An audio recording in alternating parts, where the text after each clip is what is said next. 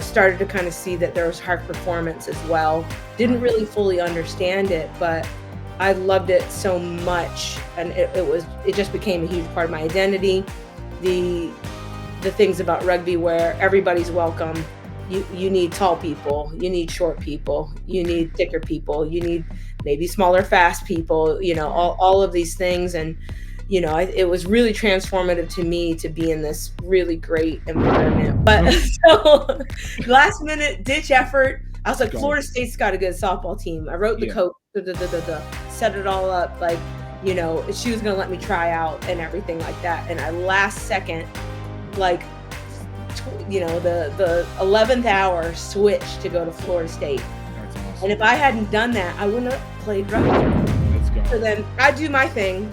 I do my coaching session. And then we wrap up the weekend and everybody's leaving. And the lead rugby teacher coaching the coaches, he's like, wait, stop. I want to talk to you. I'm like, okay. And so he's like, I want you to know you're going to be a rock star. And I was like, okay, weirdo. So I'm like, ladies and gentlemen, welcome. You are now tuned in to the greatest of all time, the greatest of all time. Welcome to the Rugby Swag Show. What's up? Welcome to another great episode of Rugby Swag. My name is GiftTime Ebelu, and of course, this is the show where we talk to people about the things that they have taken advantage of and found opportunities through rugby, and of course, keeping you up to date with everything that's going on with rugby. Y'all. We got an amazing guest for you today. I'm looking forward to being able to have the talk with this absolute legend. Obviously, as you guys know, I am in Thailand now. And really would be just arriving. Like, I'm probably dead tired at this moment. I think I'm dead tired at this moment. It's been a lot of travel. It's been like 30 hours of travel. But I'm happy to be able to bring you guys a special episode, obviously. It's a little different than what we do on a week-to-week basis. Typically, we would have a news show today. But, again, because I'm out of town, not really the most convenient thing to be able to do rugby news, and I know there's a few things that have been going on, but we'll get to it at another time, if need be. Definitely, I would suggest check out the movie Whistleblowers on Rugby Pass. Actually saw it before I left, and actually real worthy of being something good. But before we even get to that, before we continue on with that, I need you guys to please go ahead and like and subscribe this video before we get started. Of course, I want to make sure that you guys are really being able to keep up with us. Of course, hit that notification if you can. And if you guys want to just be able to follow us on a regular basis as we try and keep up and send things out, please absolutely follow us on @RugbySwagShow on Instagram.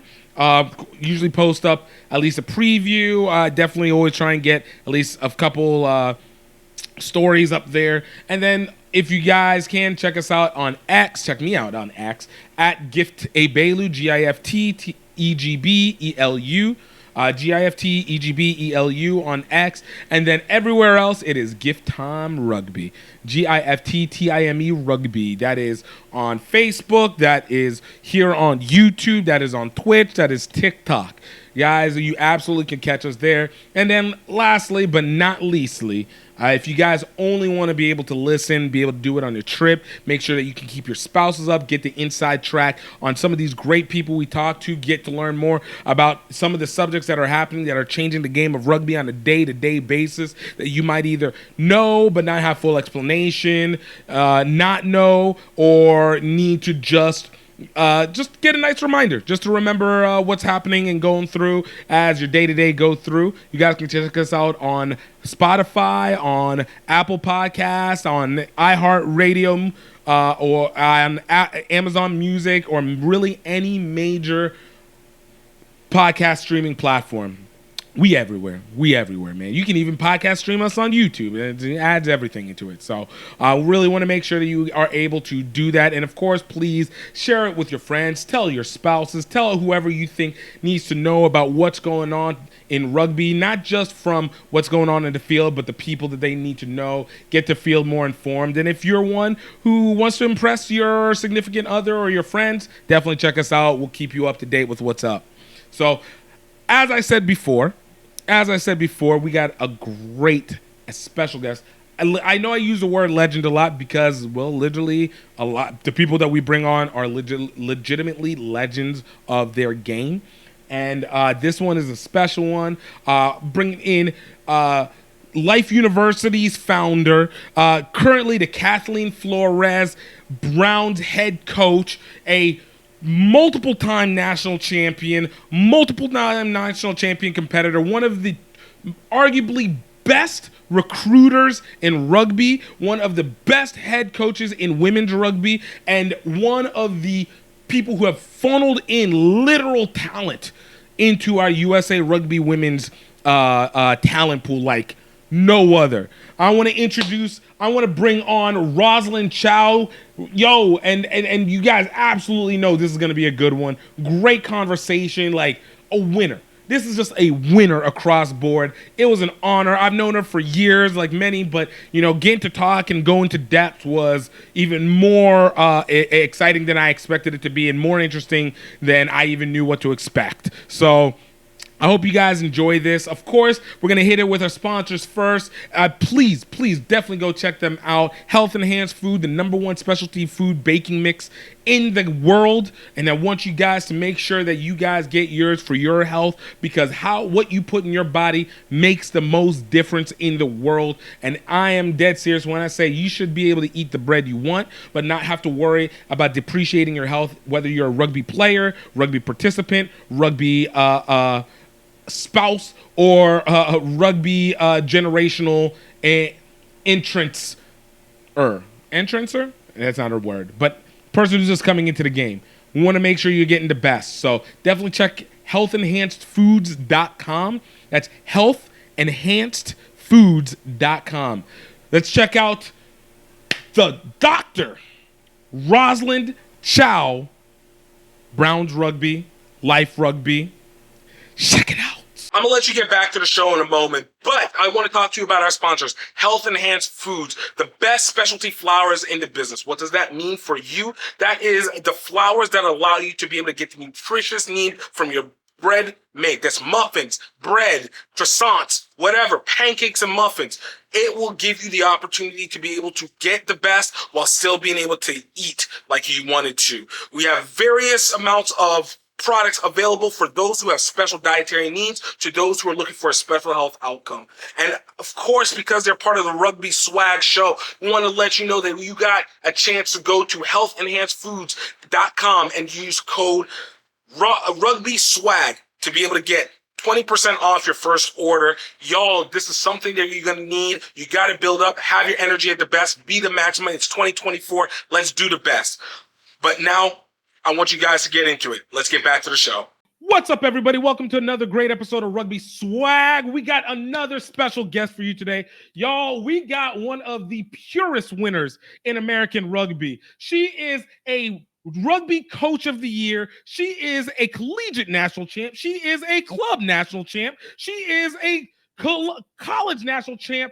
As a player for multiple sports, she is currently the Kathleen Flores Head Coach for Brown Rugby. Yo, one of the legends of legends, Rosalind Chou. Rosalind, thank you so much for being on the show today. Thank you, Gift. That was quite the introduction. A little bit of hyperbole, but I'm here for it. I strongly will disagree with you, but you know what? I get it. You're a humble person. I'm gonna be unhumble for you. Okay. You are a legend in all senses of the way. And I always say, like, one of the greatest outcomes of seeing what you've done was setting the standard for women's rugby with Life University and being able to show exactly that elite rugby exists, but even more so killing the stupid myth that women's collegiate rugby is in some way, some shape subservient to men's rugby. Right. I absolutely killed that myth, and I'm so happy for it and to have been able to witness it multiple times over. Thank You know, uh, I told you, I guess, right before, but like I said, I was going to say it onto the show.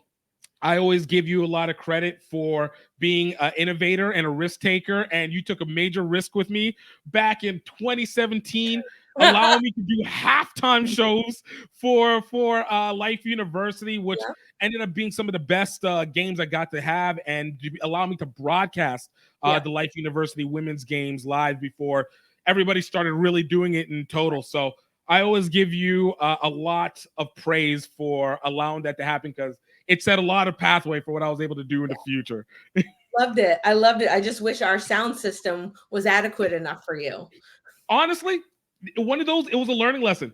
I learned it was one thing where you go, okay, now I see why events have very specific jobs for very specific things. Because like you have one of those situations where you're like, man, I got the sound. I know people can just play. And then you realize, oh no, there's like more smaller equipment that goes along with it. Yeah. So it wasn't the sound system. It was pure and utter ignorance. Well, that's how you learn, right? That's how you learn. Exactly. But before we get started, I want to say, you know, you've moved from Life University, you're in Brown. How is being, I'm sorry, you know what? I also called you the wrong thing. Let me properly introduce you. Okay. Dr. Rosalind Chou. Yes, that is true. How has that Brown University been treating you in this like first year that you've been there, or second year? Second year, going into the second year, it's been great. And I think what I appreciate is, you know, I'm named after, my coaching position is named after a real legend, Kathleen Flores, right? World Cup champion, national team coach, and just talk about pioneers changing women's rugby here in the United States. And I think with that, Brown went into the situation losing Kathy, you know, losing her battle with cancer in the middle of the season, that they took it really seriously, that, you know, how can we keep the program going forward, and in what ways do we provide the resources and find the right coach for that for that situation. And with that, I mean, just the support in the entire athletics department, athletics division, the community here, and the resources and everything that they've given the team,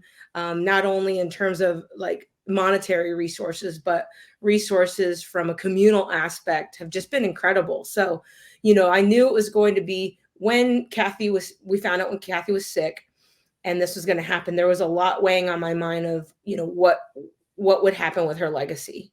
Yeah. And so when that opportunity came for me, it was like, I take this responsibility so seriously that, and the university has just surrounded us with an incredible experience. So, you know, it was so hard to leave Life, obviously starting that program from scratch, and all of my athletes and the athletics department there in the university, they're rugby crazy there, obviously.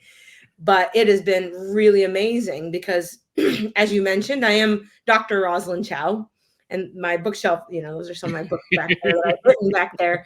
But it was also the of every doctorate. I know this firsthand. Right. But it's, wow, you know, the interest they had in me teaching here as well. So I was teaching at Georgia State while coaching at Life. So 2 separate universities. Nice. And going through Atlanta traffic, we know how terrible that is. And, you know, I didn't want to give up. Yeah, let's not. That Atlanta traffic, that's one thing I don't miss about Atlanta. Love Atlanta, just not the traffic. But to kind of split myself in half to be, you know, half an associate professor of sociology, and then, you know, but wanting to give my all to rugby. Here I can do it all because it's just one class a year. Right. And, you know, I still get that love of my academic side and everything I did for my doctoral program, but also, and work with students in that capacity, and then have, you know, this great rugby experience here too. No, that's it's truly like a blessing to be able to get that balance out, because one, very well earned, but two, you know, again, setting a standard of being able to find that connection, that especially between the collegiate and the sport itself, finding that connection to make sure that the complete experience Yes. of rugby and college is happening. So I'm glad that the administration has been able to be so supportive and been able to allow you to combine these pieces together, because that again is not something that is the norm, but it really can be. And I think it sets something up for that. Yeah. Well, look, before we kind of delve a little further, because I do have questions for you on that. I always say, every superhero, they have their origin story, and madam, you are a superhero in this situation. So I want to ask you, how did you get started with rugby? Sure. So it goes back even before I started college. I had all these boys in my neighborhood, and credit to them. We played every sport out there, but we loved football. And I loved playing in the yard. I had a big front yard. We had just played every sport you could think of, tackling each other. And when we all, started to go through middle school, my neighbors, they started to play football, but we didn't have a lot of girls that played football. And so my parents weren't really keen on it. So that was just something I had to set aside. And I remember it, growing up in a small southern town, we had segregated PE, and I'd be that one girl looking through the fence. And yep, I'm just staring, and the boys are tossing the football around, and I'm over here like, we did step aerobics, and we couldn't play any of those games. And I was just like, this is so tragic and sad. So I played basketball. They had girls basketball. Right. I played softball, and I went to Florida State, played softball there. But I remember even challenging in high school some boys to play 3v3 basketball with two of my friends, and like lighting them up, but being Let's go. Still had segregated PE even in high school. And when we did powder puff, I remember nobody could catch. I get this one powder puff football game, and I'm like throwing bombs, and everybody's dropping it except I know. I get one completion. My buddy Missy, who she played basketball and softball in college, and she caught this like one long pass, and I was like, so it was always in me, like this feeling and this love of like an intense contact sport, right? So I go to Florida State, and I'm there to I'm on the I'm on the softball team, and I'm walking around campus. I remember going to one of my language classes, and in the hallway was a sign, and it said, "You look like a rugby player." And I stopped. And I looked around, looked behind me. I was like, "Me?" I looked like I'm like talking to the sign, right? Okay, sign. This is you have like one of those moments that you kind of see on a show wherever it's like it animates, and all of a sudden it's like, wait, are we having a conversation right now? Yep. Do you want me to come here? Yes. Yep. And so, Kathleen Flores went to Florida State too. Right. And so she made that program great. She was a huge piece of that. So I ended up being like, well, I'll go try it out. Like I always wanted to play football, and I think rugby's kind of like that. And so I go to my first rugby practice, and another legend, Patty Jervey, 5 World Cups, World Rugby Hall of Fame, 1991 World Cup winner. She's like at the practice. Wow. I have no clue what's going on, but I feel like I've watched so much football. I have an idea, like go score that way, right? So we're like running around, all the new people, like it's, like little kids soccer, everybody following the ball around. But then I get the ball and I just take off running and I score, and they're like, put the ball down. I'm like, okay, put the ball down. Of course, always. Yep. And they're like, we're going to split you guys up into backs and forwards. And I'm like, okay, I know nothing. And they're like, I'm a little bit thick. So they're like, come on, you're going to be a forward. And I just remember Patty Jervey stopping them. She's like, no, she's a back. And I've actually like 20 years later, like thanked her, or 15 years later, like thanked her for that, because I don't know if I would have loved being in the front row or anything. Bless the front row, all of you. Yeah, I'll say this. Look, as a front rower, as a forward, there's the pleasure of just knowing that you get that immediate contact and just imparting yourself on everybody. So there was that part. Look, you played with the balls. exactly. So that's But you what went to I where it love. was right. You went to where Yeah, it was right. yeah. Oh, I So love that. they like I was playing fullback and I was playing fly half, but I was trying to juggle softball at the same time. Mhm. And obviously softball was a priority. So, but Florida State was good and they made Final Four my freshman year, or excuse me, Sweet 16s my freshman year. And I couldn't go with them. I had softball. And I was like so brokenhearted. All my friends going to Sweet 16s, and I'm over here being like, because I wasn't the best softball player. Like I was on the team, but I didn't get to play all the time. So, you know, So I but was a little great. far on the bench. I was a little down there. Yeah, I could yeah, do something, but I had to wait my turn. yeah, exactly, exactly. Are we up by 15? Okay, I get my at bat now, right? So, fast forward to sophomore year, and I would go to practice as much as I could with everything, with Right. trying to do both sports. And then spring came again, and sure enough, we win our conference, and we're going to Sweet 16s again. And I'm like the starting fly half at this point, and Wow. I'm like, oh man, you know. So I go to my coach's office, and I'm like, I've been playing rugby on the side. Why does it feel like it's like, Yeah, yo, you've been yep, cheating on softball. yep. I'm making my confessions in coach's office. And she was awesome. Like I credit to Dr. Joanne Graff, one of the winningest softball coaches in collegiate softball. Shout out to her. She was so understanding. And we had a good relationship. And she thought I was like one of the most improved players, from freshman to sophomore year. But she was like, okay, you can miss this to go to your Sweet 16s. That's what's up. It was great. It was so great. Got to be with my team.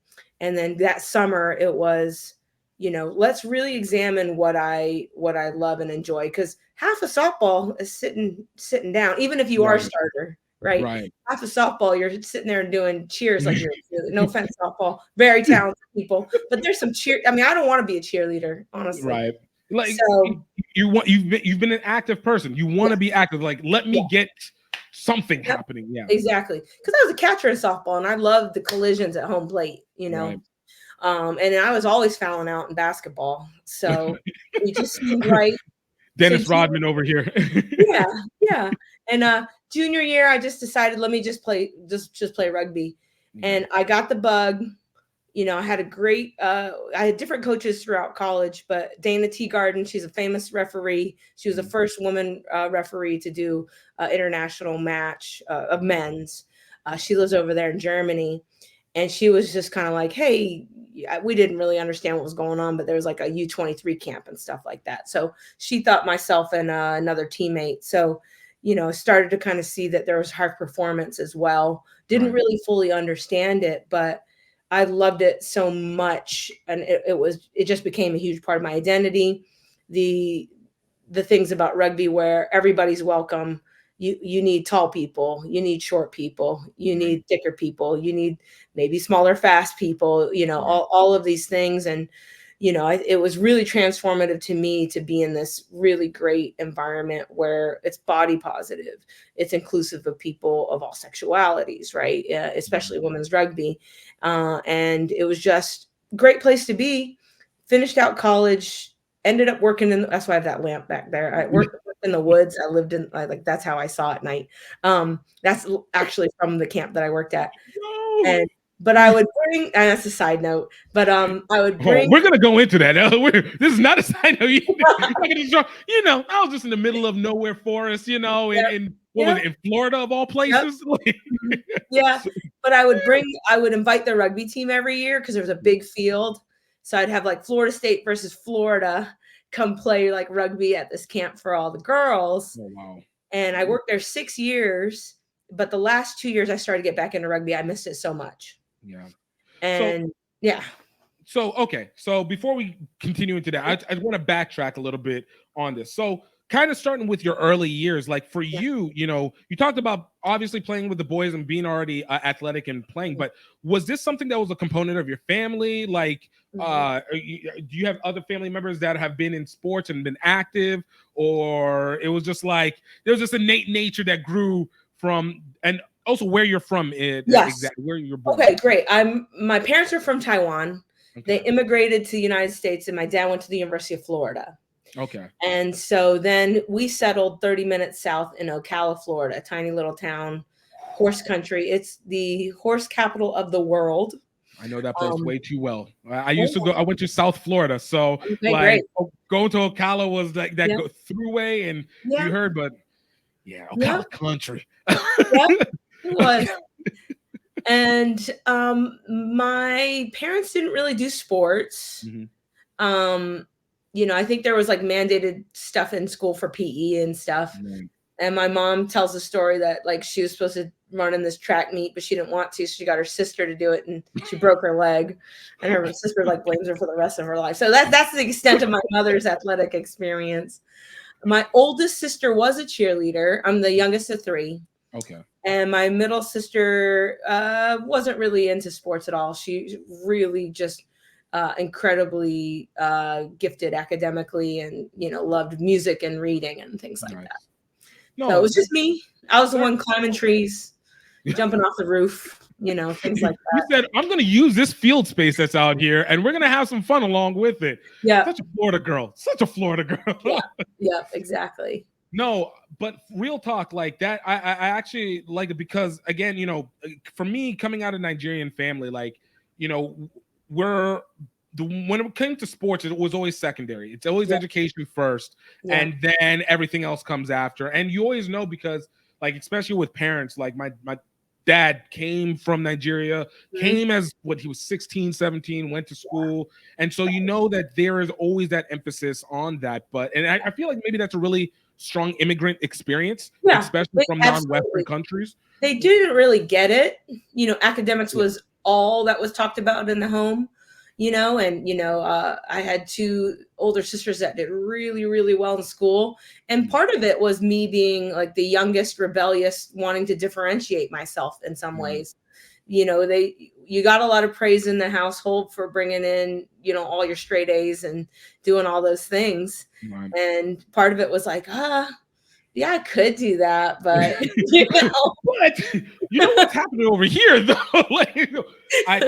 Once again, this was me exact, where it's like, look, there's just you have this open world, and you see it, and it's like, I want to go experience a thing that everybody's either telling me this is not what to do, or they're telling me like it should be put to the side. It's like, yo, well, let me find out why. Yeah. So understand that. So from there and going into school, like when you were doing softball and basketball. Was it one of those situations again where it was the only opportunity, or was it just like, did you guys have a wrestling side? Because I know Florida has a little bit of wrestling. I think I might be thinking. But girls wrestling's newer. Yeah. We didn't have any of that. And honestly, they knew that I enjoyed sports. They would go to some of my games. Yeah. They did see me be decently, I won like a county athlete award. And you're a winner, like you legit winner across. Let you continue, but and it was like by subject. So both of my sisters were up for an award. Like one was for math, like the best math student in the county, and one was up for like science. They didn't win; they were like nominated by the school, and the difference was I won for my, for all the sports people like nominated by their schools in the county. So there was like some familiarity that like, all right, she's kind of good at the sports thing. But the college decision for me is that, part of it is I actually was going to go to Bryn Mawr College, which is a liberal arts college in Pennsylvania. Yeah. Because my other sisters went to, really academically oriented schools. I grew up a Gator too. So, the thought about... You're killing me over here. You're killing me, Rosalind. As an LSU guy, you're killing me over here. I'm sorry. But, it boiled down to, it was a last minute decision for me because everything was set to go to the school in Pennsylvania. And last minute, I was like, nah, doesn't feel right. I didn't have a really good backup. So I last second, because Florida at the time didn't have a softball team. The University of Florida didn't have a softball team. Really? And so I'm older than I may look, but so last minute ditch effort. I was like, Got it. Florida State's got a good softball team. I wrote the Yeah. coach, set it all up. Like, you know, she was going to let me try out and everything like that. And I last second, like, you know, the 11th hour switch to go to Florida State. That's And awesome. if I hadn't done that, I wouldn't have played rugby. I don't. Yeah, I can imagine, because like, again, you're talking about like even Florida's women's rugby team didn't start until somewhere around 2015, 2014. Actually, So they had, like, they would go out. Both of them started in the 70s, because okay. I've got there's some old girls that are like, we played each other, you know, back then. Ah, But then there's times where the teams just go, you know, like skipped cycles out. of not Right. inactivity and stuff like that. Okay, so Yeah.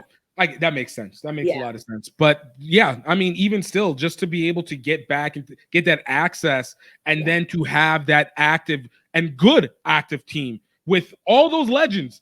You Yeah. went to a legend school like that Yeah. too. Like, no, that's look, the path was set, and you know It what? was. You didn't need to deal with the cold. Like, I don't even know Yeah. why Pennsylvania would have been in there. Like, who wants to go deal with the snow at that time?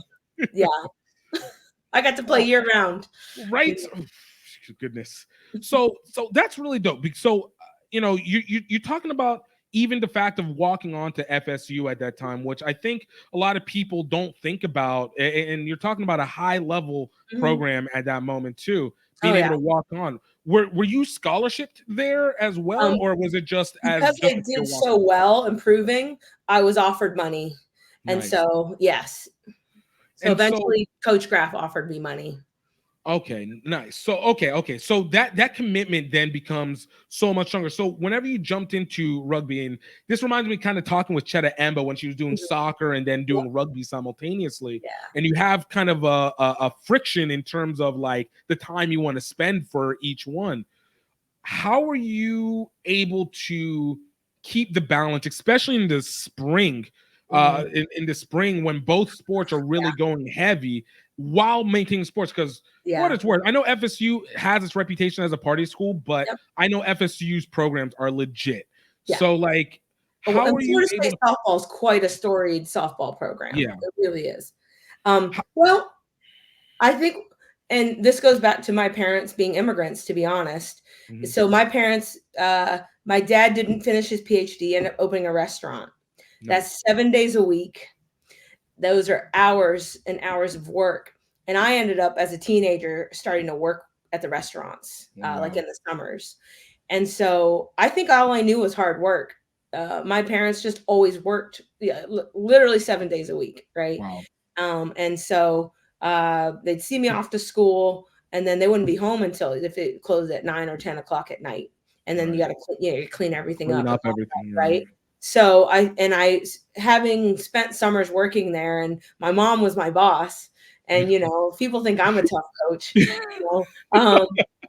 And so I mean, there's no dilly-dallying, there's no sitting around doing nothing, right? If there's no customers right now, then you are filling up the salt and pepper shakers, and you are, you know, folding napkins. So I think part of it is I never seemed like, oh God, I don't have time for everything.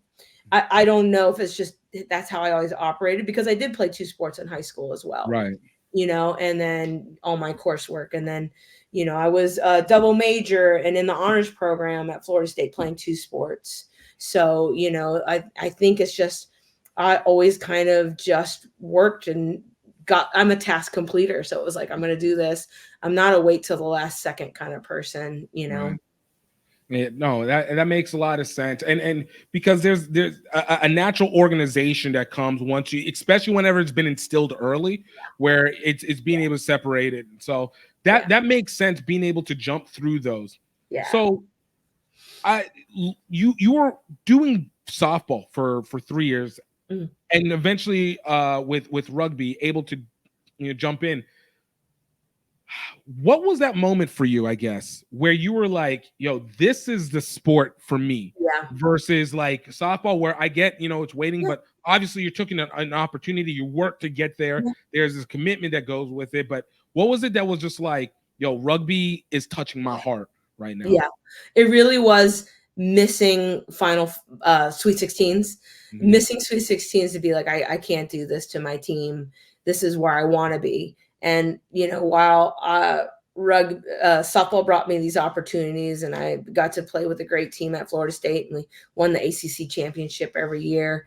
This is just not my why. I remember the first time I watched a game, it was after our first, week of practice, and I watched the men play, and I heard a hit on the sideline, you hear a crunch, and some guy's rib broke, and then he's just like, tape my arm to me, tape my arm up. He played with one hand like this, and then he had the other arm just blocking the rib, and I was like, yeah, this is a sport for me. That's it right there. Exactly. So, it just the excitement, the 80 minutes, and then later on when I started to play sevens, just realizing the excitement and the energy, and nothing could compare to it. Like, sorry, softball. It doesn't hit the same way. It doesn't hit the same way, figuratively and literally. Yep. Oh, I love that. And I always find, especially when it comes to rugby, there's something that happens, I feel like, off the field. Because I think a lot of us, especially in American sports, we come off of another sport, obviously. We have some level of a knowledge. But so when it comes to getting on the field, I think there's always an innate ability where it's like, I understand like the concept. I need to get from point A to point B. I need to get through these people. And that in itself is fun. But it's what happens like off the field in connection, whether it's watching a dude absolutely dissolve his ribs and keep going, or you going on a travel trip with the team or something like that, to be able to, have your bond and connect through this trauma. So like I always tell people, like, my moment always happened after I went to pitch attempt, because I was able to understand the game because I played football. I can hit people. I can run with the ball. What can we do? This is fun, but it was like, oh snap, this is kind of like college, but not having to do classes, but everybody's cool, and it's like, this is way bigger than I thought this would be. I mean, to have some of my really close rugby friends are on different teams who I've lost to in a national championship as a player. Right. Because the community and the family it really is a family. And that was huge too, because in softball and basketball, you hate the other team for no reason. You don't even know them.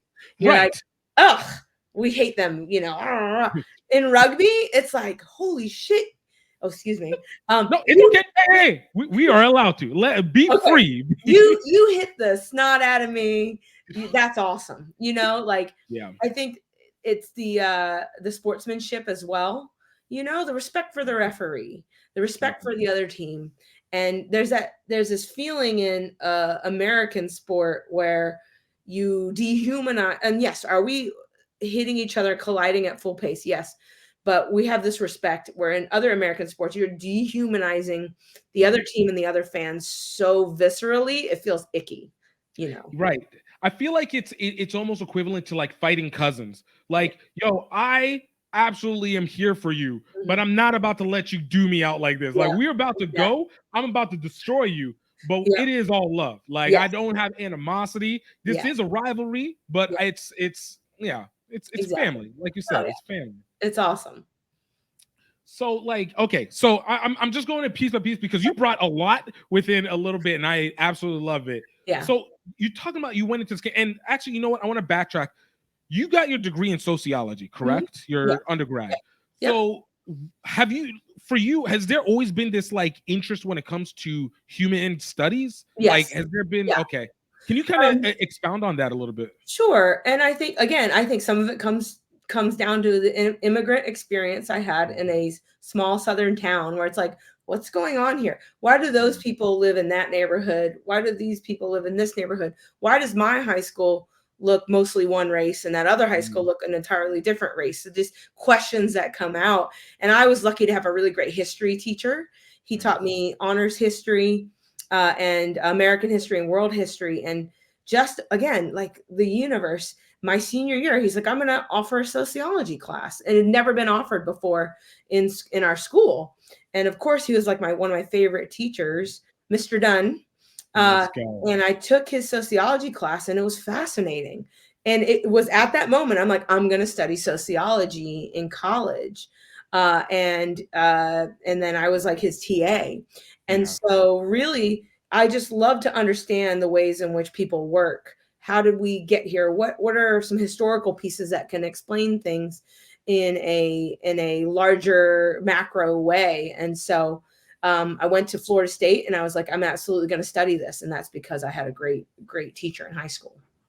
I that is one of the things where you again, those influences come in. And I know for me, it's like I ended up with international studies, but like my world history teacher, my world history teachers over Mhm. the period of time, I think has always been the associativeness, Mhm. because of the fact that it was like, if I understand people, and Mhm. I, you said the immigrant experience, and it honestly, it connects even Yeah. more. So I didn't think of it like that. I always thought because moving around, Yeah. but that immigrant experience where it is your parents are telling you a Mhm. culture and raising you Yep. in the one, you are experiencing, participating in another, while simultaneously Yeah. trying to create your own culture Exactly. that melds them all together. Exactly. So like trying to understand how people function and really learning how to translate behavior into actual maybe facts might be the Yeah. word. I don't know if that's Yeah. the right word, but like Yeah. into something that's a little bit more maybe simplified, but is Mhm. consistent. Yes. Absolutely. Yeah. Mhm. I like that. So with that, did you feel like that component, um, as you were working with these teams coming into camp and stuff, Mhm. was that something that you maybe inadvertently was using to understand teams that would eventually lead you into coaching? Yeah. So it, I always, even with my friends growing up, there was some element that they would look to me for some type of guidance and leadership. So Interesting. with that, there's responsibility. And so in studying sociology, it's if we understand the world, then we can be better citizens within the world, Right. essentially. If Right. we can understand the factors at play in people's different experiences and the ways in which it's shaped by time and place, Right. then we can certainly create, because team is that, right? Team is Right. all these people from different experiences, different backgrounds coming together for one collective mission. So Right. then how do you inspire them or get them to work together? And I think with sociology, that it's a study of society, right? Right. So then and you can see when society is less functional, and you can see when it's more functioning in a more efficient way. Right. And so I think mixed with sport, because there's fascinating elements of sports bringing people, because sports is always political, like the Right. Olympics, right? And Exactly. things that are happening globally, right? So I always wanted to do something with purpose. I Hmm. think learning about history and learning about the human experience, it's always been a part of me where, I want collectively to do good in the Hmm. world. And because people have often, even my peers, looked at me as someone who can lead, I think it kind of became a natural progression because of my involvement with sport as well. I Right. was a captain at Florida State on the rugby team. And, moving from there and going to camp, you got 10. So at the time, it's changed a little bit, but there were all these, not the Paris Hilton wild kidnap you at night camps, not that. No, so that don't watch it. It's like those have been the bane of our existence all this time. Right. But it was this really great camp about doing everything together and love and care and support. It wasn't Yeah. holes. It wasn't digging holes in the desert. It was, we go backpacking, we go canoe, we build these structures that we live in, and live outside under these bug nets. And it really helped me fine tune, how do I get 10 people to move together? Yeah. How do I get them to feel comfortable and have a relationship with me, to be like, we're going to build this tent, we're going to do it faster than anybody else, and we're going to chop more wood than anybody else. Yo. And that was something that, as I was growing as a human being, because I was fresh out of college, Right. and I'm like, oh, and I was always good at sport. My boss at camp always said that. You came in, you're an athlete. You were the softball rugby player. But then you're like, oh shit, like now I got to test my real self-esteem. Right. My confidence, How do we right? translate this into real life? Like, Exactly. people will tell me one thing, but we don't have anyone we can hit, and there's nothing that we're Exactly. directly Exactly. objective. This is a lot more open. I see. Yeah. So it was actually enhanced, just who I was to grow confidence in all parts of my life. Mhm. And do it through this way where I'm trying to nurture and care for these others, but also deal with when I get angry, when I get frustrated, like, how do you not take it out on the kids? And that was something I had to continue to workshop as I grew as a coach, right? Right. Instead of, old school yelly coach. The old days, they know me. I was Right. like old school yelly coach to now, which is, I think some of my older players are like, what happened to you? like, What this is did you do? isn't this like the exact situation that happened whenever, like, they always say, like, whenever your parents become grandparents and then you Mhm. have the kids, like, Yep. it's like, yo, wait, where was this kindness? Where Exactly. was this with me? I wanted Exactly. this. Why are you trying to be so nice to them? Yep. Exactly. Exactly. So, but working at that camp gave me a lot of skills and continued to.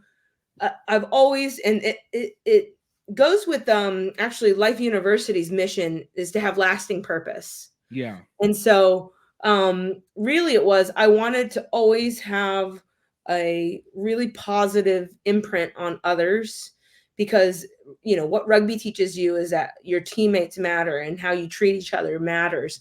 So, Right. applying that to working at this camp for at-risk girls who were there, they had charges or they were kicked out of school or they were in foster care, Right. and teaching them to love themselves, to love their other group members in our little therapy groups, Mhm. and build and trust relationship with their counselors and each other and their peers, right? Right. And I think that translates really well to use in coaching.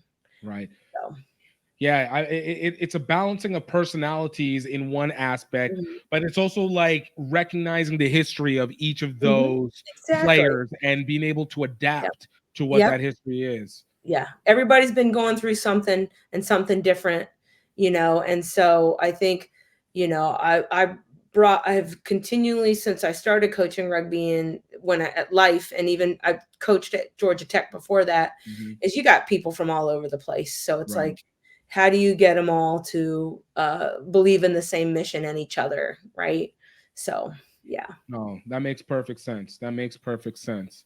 You know, it in that aspect, and I know, especially when it comes to at risk. I remember I used to. This was a long time ago. I used to work at a women's prison for literally a summer. I Yeah. was an intern, Yeah. but it was one of the things that were really interesting to me because of the fact that I you have a perspective of what you have from prisoners Mhm. versus what you Mhm. kind of see. Yeah. And when I would talk with the few that were Mhm. there that I could talk to, you always have like these varying stories that were Mhm. very minute, like a Yeah. detail went wrong and it Mhm. just kind of maybe set off a Yeah. ripple effect Yeah. of poor decisions that led to where they are in this situation. Yeah. Or even whenever it came to talking with even the staff and like you're Mhm. finding out why you're even there, those who are long term, those who are maybe shorter term. And I've always found that that was an interesting way of being able to see this cataclysm of the world because you go like, all right, if I know what the possibly worst version of it Mhm. is, it's not so much maybe even for me to be able to know, but how do I impress on maybe others how to not feel like they're trapped into a certain direction. Like if I'm the way that I'm presenting, how do I present where it allows that person to Mm. be able to feel free enough to Yeah. be able to continue on? I even Yeah. doing door-to-door work in Yeah. Florida, which was even Yeah. more pinnacle. That was Yeah. a whole Oh, different yeah. phase. But you know, did that kind of aspect um inform your decision in Yeah. going from Florida up to Georgia as well? Yeah. So I went from Florida when I was like, it's time to leave camp. And the main reason, the primary reason I left camp was I started playing rugby again. Yeah. So, It's called back in some yep, way, shape, it's or form. calling me back. I started playing a D2 women's club, University of Florida, but it was the Gainesville women because I couldn't play on the college team, Right. out of eligibility. So it was a bunch of graduate students and then kind of a few local people, that in Gainesville and Ocala, and I was driving from Citrus County. I was in Floral City, Florida, one stoplight town, Yeah. and and that that experience of growing the kids at camp and starting to play rugby again, I was like, okay, I need selfishly, I just want to play all the rugby I can. Right. Get it while you have the opportunity, while it doesn't feel And like life is trying to. I was like, my body's never going to break down. I can play forever. No, it doesn't happen like that. It doesn't happen like that. But coaching wasn't in the forefront of my mind. It was like, dang, I'm going to start playing rugby again. And this is so fun. And I found sevens and I was like, oh my God, where's this game been all my life? Right. And so I was like, all right, how can I play lots of rugby? I will go to graduate school. And so I was like, I will study sociology again. And so it wasn't really, really planned out to get to where I was going. It wasn't even like, I will be a professor of sociology. I was like, get my master's, teach at the community college, wherever I'm at, play all the rugby. It's rugby in. Exactly. So I that love was the plan. really, I'm not gonna lie. That is an amazing plan, to be honest with you. yeah. It's so like totally had these blinders on. I had a great coach in Florida, Carrie O'Malley. She coaches men. She coaches the Gainesville Hogs. She's been the Florida Rugby Union president. She was so great. She's like, you got to get out of here. You can't play D2 club rugby. She's like, you can't do this. You can't. Like, we didn't have the WPL yet. So it was D2, D1, and there may have been D3. Right. And she's like, go play for a D1 team. And I'm like, I don't want to go anywhere cold. I was like, I'm going to go to Texas or I'm going to go to Georgia. And so I went to Texas first. And so that's where I've got my degree in Texas at Texas A&M, right? Yep. But I lived in Austin. I lived in Austin to play because I wanted to play rugby. Wait, hold up. I'm sorry. Rosalind, do not tell me that you were commuting from Austin to freaking College Station, Texas. College Station. Yeah. Isn't that like a 3-hour drive? I drive fast, so like 2.5. I only got a few speeding tickets. In 5 years. So, yep. I wanted to live where the rugby team was. Yeah. I was there 5 years. So 4 years and 3 months in Austin. I spent 9 months in College Station. I was like, nope, I got to be where the rugby team is.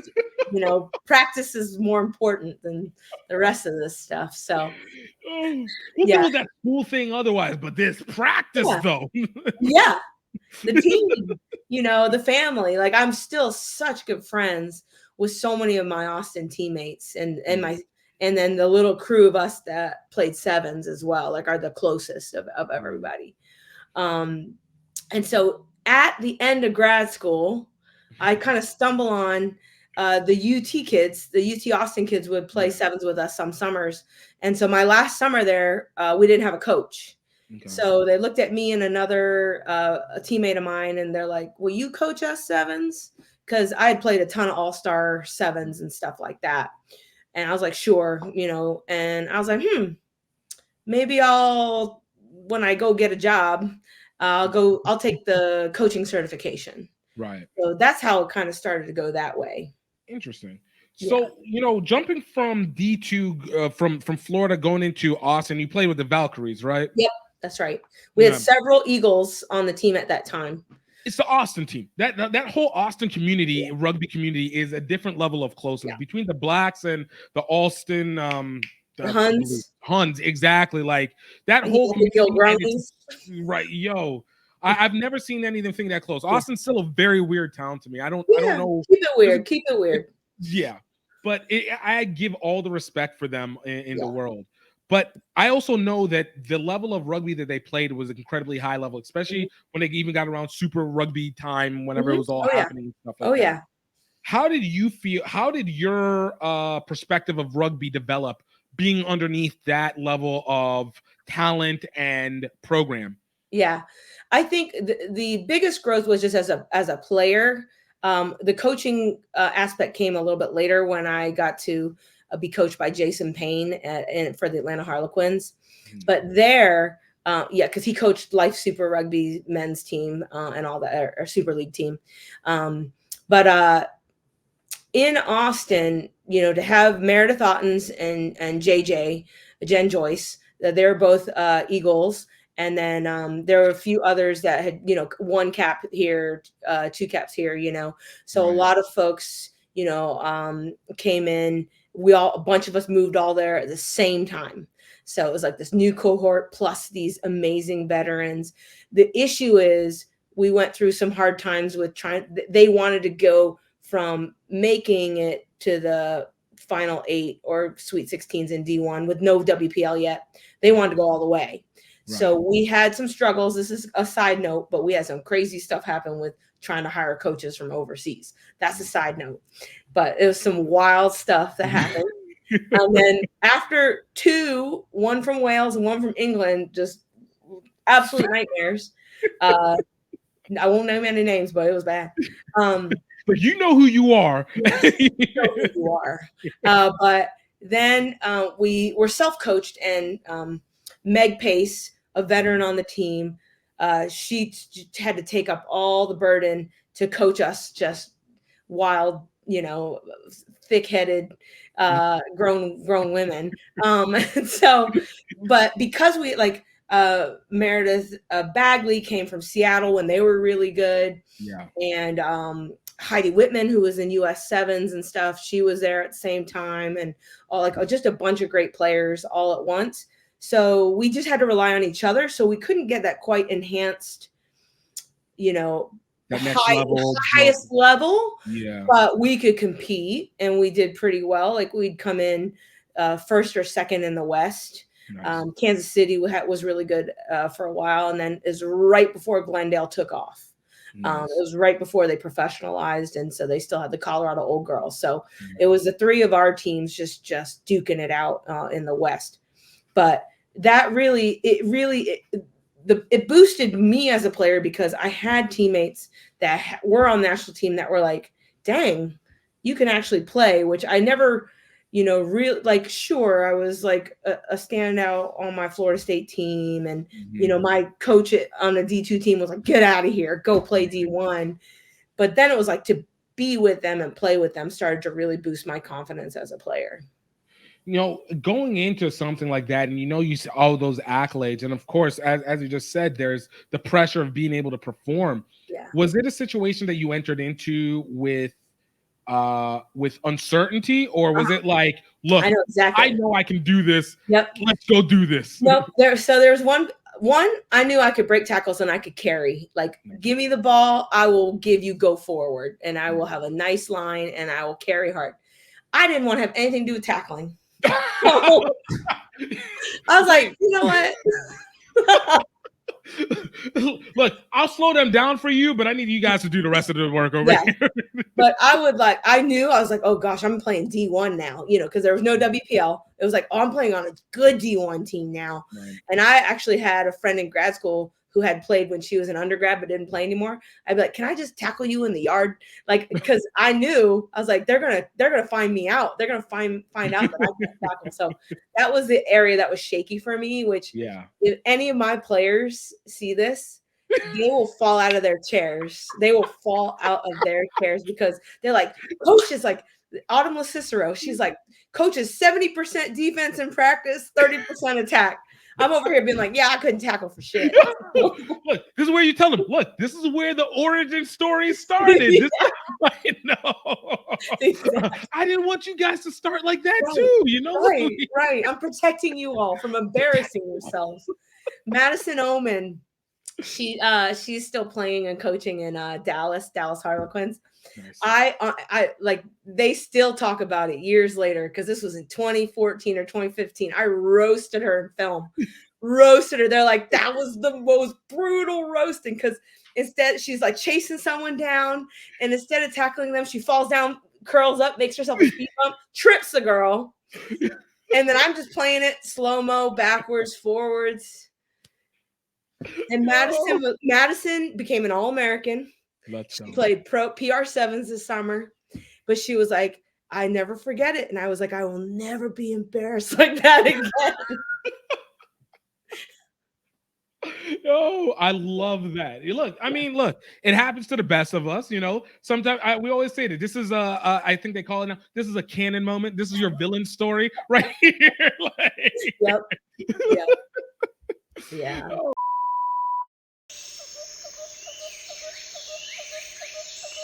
Hey everybody, this is just the Bray Train sending out a personal little video diary to all you people out there, where I am going to document me riding most of the way between Singapore and Tokyo for the 2019 Rugby World Cup. Number one is because as part of my business I do Rugby Lovers Guide to Asia. Number two is I want to bring a lot of exposure to the rugby clubs and the rugby NGOs and charities. Also on a personal level, I just want to break the funk I've kind of felt I've been into for the last 10 years. So for the next 12 months, I poured myself into the Singapore to Tokyo campaign, but it still wasn't enough. I needed help, and it came from Louisiana. we in Singapore, baby. Gift from GiftTime Rugby USA is a extroverted tour de force, Say hi to my people out there. which makes up for my social shortcomings. This place is unbelievable. It's not just it's like What's he supposed to do? morons, a bunch of morons. Guys, picture with me. Picture. Australian. G'day, mate. You can use my phone. But what unites us is a hunger for adventure. Off to KL, Kuala Lumpur. Gift, where are we? We're in Morning, Vietnam! Mount Fuji, baby! Our love of Asian rugby culture. 1, 2, 3, center!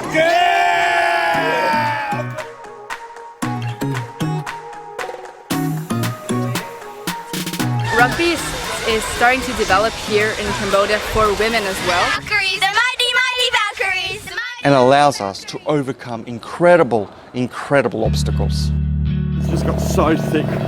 It's just so thick here. Now it's pouring down rain again. But coming to this Thai-Cambodia border has renewed all the aggression. So the whole thing's gone buggered. I got hit. What? I got Thailanded by a motorbike.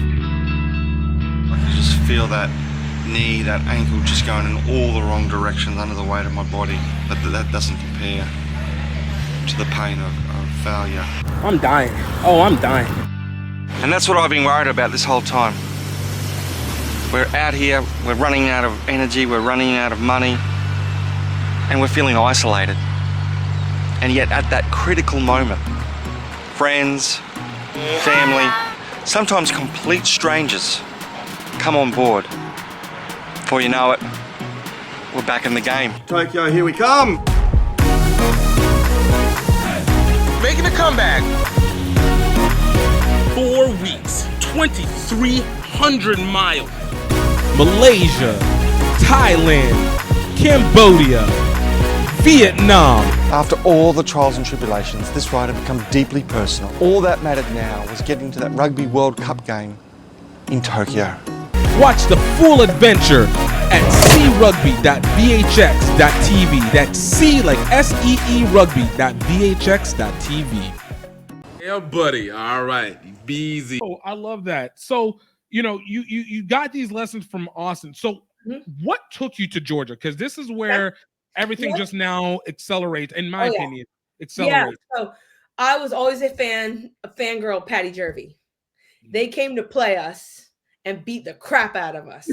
Like embarrassed us. Like bad. And Patty was there, and they had a bunch of Eagles at once. Tasha Menino, Patty Jervey, Heather Hale, Pat Nieder, like all at once, even a few others, Kirsten Aerts. And so they were all there, and they murdered us. And I walked over to Patty Jervey, and I was like, do you remember me? Like totally embarrassing her. I'm awkward, so she's being awkward.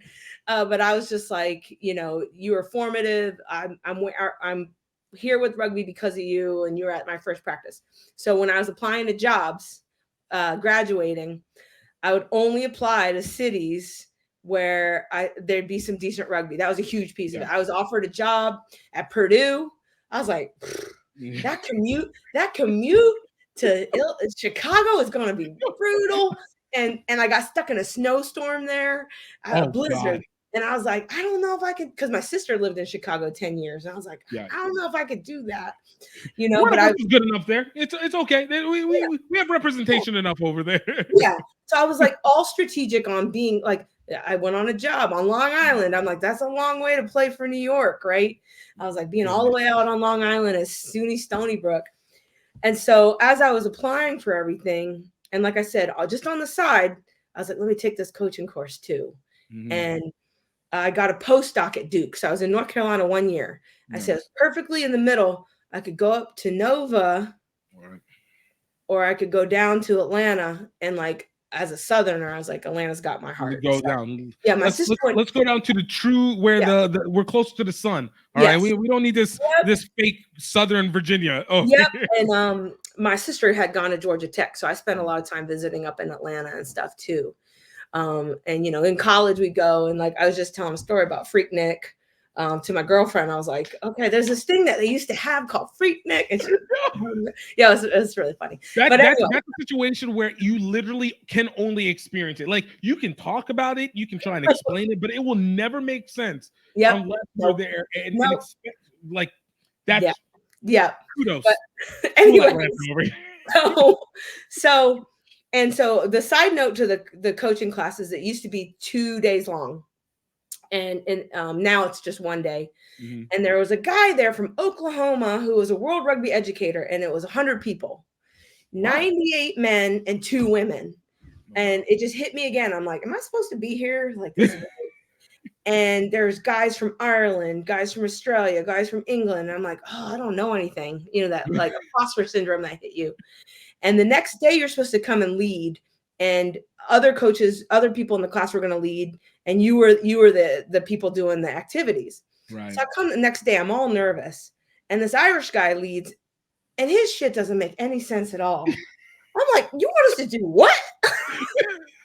Wait, explain that again. Like, I was like, wait a second. Just because he's from Ireland doesn't mean he can coach, right? Let's go. So then I do my thing. I do my coaching session, and then we wrap up the weekend. And everybody's leaving, and the lead rugby teacher coaching the coaches, he's like, wait, stop, I want to talk to you. I'm like, okay. And so he's like, I want you to know you're gonna be a rock star. And I was like, okay, weirdo. So I'm like, that was strange. I'm like, like, what's going on here? Hey, calm down, guys. Hey. Yeah. I was like, okay. I left, right? And then I moved to North Carolina, and I get my rugby buddies to like help me, you know, move and everything, get up to North Carolina. And I didn't have to teach in the fall. So I'm spending 4 days a week in Atlanta, 3 days a week in North Carolina. And once again, isn't that a 3-hour drive, at least 4-hour drive between? It's 6 hour drive. Was it 3 hours because of the speeding? About 3. And I had great teammates. You know, they put me up. Carly Harrington gave just gave me a whole room. I had a dog too. She let my dog come too. Like, that's the rugby community, right? Right. And that's when I met Jason Payne. He's a New Zealander. He's a Kiwi. He's back in New Zealand, and he was coaching Life's Super League team that was just, you know, Life's club men have always been amazing. And he was part of that. And he was approached by Patty and Heather because they were Final Four all the time. Final Four. And this is with the Harlequins. Yep, the Harlequins. And Patty Jerby said, I will not retire until I win a championship. I've won a World Cup, but I want to win a championship with my club. Like, how much does that even like even think about that? Like it's not even like an ego hit, but it's like, yo, if I can do this on the international stage, I have to do this locally. Like it an insult to my efforts. If I'm not winning for my own people, I'm doing it against these internet. I can feel that. I like that. Yeah. I like that. I'm like, but Patty, you're in your late 40s at this point. Like, okay. But she was like, she is a super freak, like physical being. Yeah. Is wild and still crush everybody. Like late 40s. She's an old girl in the purest of senses. Oh yeah. Yeah. So she got Jason. And then everything changed in what rugby could be. Now you're talking next level. Not because when you think about the Life men and what they've done and the pedigree, not just the players they've produced on the men's side and now the women's side, but the coaches that they've produced, that Scott Lawrence, right? Dan Payne, all been U.S. staff, Blake Bradford, U.S. staff, right? You're talking creme de la creme in terms of that. So having Jason, who was at the forefront of coding film, really just was like, phew, like for me, in terms of like next level learning, that I had my 1 year postdoc at Duke. And I was like applying to more jobs. And I was like, universe, please give me a job in Atlanta, Georgia. Please. I need more time with Atlanta. And I want to learn more from Jason and all these amazing teammates that I had for the Harlequins. And just the universe answered. Man. Georgia State had an opening, and I had a job offer at Purdue, and they were like, you need to tell us in a week. And I was like, I haven't been to my interview yet for Georgia State, but you know what? I don't need your job. Right. I don't need your stinking cold. I'm set. I'm good. Yep. And I got the job offer at Georgia State, and, dream job, dream department. Moved down to Atlanta and got to play with the Harlequins and have, the best years of my life playing in terms of like understanding the game, speed of the game, competitiveness. 2010, my first year, Jason looked at us. He said, I'm going to need 3 years for us to win the national championship. First year we made the final. We lost by 4 points to the San Diego Surfers. Second year we get knocked out by Glendale in the semifinal. Strong team. Third year we win the whole thing, right? Just like Jason said we would. And so it was wild. And he stayed on. We got promoted to the WPL. Right. He stayed on, and then he moved back to New Zealand. But then we got Tui Osborne, coaching pro in Miami. Wait, so did Tui go from Life University up to Atlanta Harlequins and start coaching? Well, he just coached both. He was coaching both. Yeah. Wow. So he was at Life. And because Jason was a Life coach, Jason wanted to make sure we were in a good spot. So before he moved back, he was like, hey, Tui, I'm leaving. It's only 2 nights a week. They're very motivated. Will you coach this crew? And so we ended up, until I left, always having a guy from Life coach. And then, I coached the Harlequins in 2019. We had a good year that year too. But and it was that coaching tree there that Jason Payne, I credit him, and that random guy that was like, turns out the random guy. So little side story. I'll tell you who the random guy is because I tracked him down. So, Jason is the one that said to Dan Payne, hey, I think you should hire this up and coming coach to coach Life. You're starting a women's program, because he had offered it to Jason. Who knew that Jason could coach women, right? But Jason was already trying to head his way back. Yep, I'm going to New Zealand, but you know who you should ask? Rosalind Chou.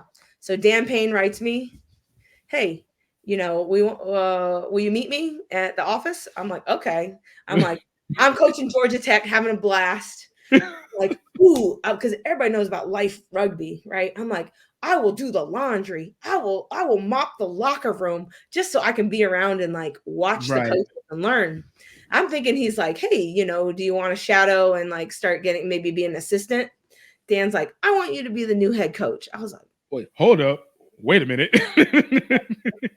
in my brain, I was like, but in my, outwardly, I was like, sure, you got it. Inside's doing, wait, well, hold on. Time out. Wait, go. Let me get this. Yo, that's right. Keep it stoic. Keep it stoic. They don't need to know. Oh, man. So, wait. Before going into that, I just, let's backtrack on that. Whenever not Dan, when Jason was coaching and you're now playing underneath him, what was it that he gave to you that allowed you to like see this new light on how to play? Because obviously going from Gainesville, and you have the women with the D2, and obviously it elevates you out from FSU. Then you go to Austin where you have all these capped players, but you guys are a little bit more self-coached in that situation. But you still have elevation in terms of talent. So what was it that he changed that was like, this is how it really connects when you really do it, I guess, fully correctly? So Jason was playing modernized rugby, and little side story, Kathy Flores came to watch us play in Austin versus I think it was that Atlanta game possibly. Or no, we were playing. So Kathy was at Berkeley, and she won 12 national championships with the Berkeley All Blues. And she was a national team coach at the time. So our Eagles flew her down because they weren't playing WPL. Maybe we were about to start the WPL or something like that. She came to watch us, and in the nicest way possible, she basically said, y'all are playing some old school rugby, because it was just forwards only, swing it to the backs. Forwards only, swing it to the backs. And in a very nice way, she said, there's a new modern way to play rugby where forwards and backs are interchangeable, and there's a lot of interplay. And that forwards have skills that backs do, and backs have contact skills like forwards do. And my team at the moment didn't want to hear it, and they were really upset. And I'm over here like, what's she talking about? What is this other kind of rugby she's talking about? Excuse me. So going to Jason, that's how he was playing with life men. You look at the life men and the way they play fast and furious. They understand momentum. They understand territory. They understand how to get the ball into the best space. And they have all these skills. So he could simultaneously get our skill set up, but also play in a way that's more integrated and efficient, with not having to just forward pod, backs run to space. All right, forward pod. All the backs go over here, right? That's kind of old in the way that people play. And I can tell there's a difference in U.S. rugby when a team plays that way versus a modernized way that you see in the World Cup, men and women, right? Yeah, I think that was one thing I had noticed, particularly with Western Europe rugby, which I always tell people had always been a bit of a turnoff for me, where it was a lot of heavy forward play as we wait to try and constrict the defense in and then shoot it out to the back so that we can cross it, versus I think a lot of Southern Hemisphere where it was we spread the ball out. We then use the forwards as not just as a battering ram, but they are literally a gap opening for a breakaway as well too. Yeah, and you have Dane Coles on the All Blacks playing in the edges, scoring lots of tries, like Dylan Fawcett of the Ironworkers, right? Dylan was like top try scorer for the freaking Ironworkers. Like, that's modern rugby, and so.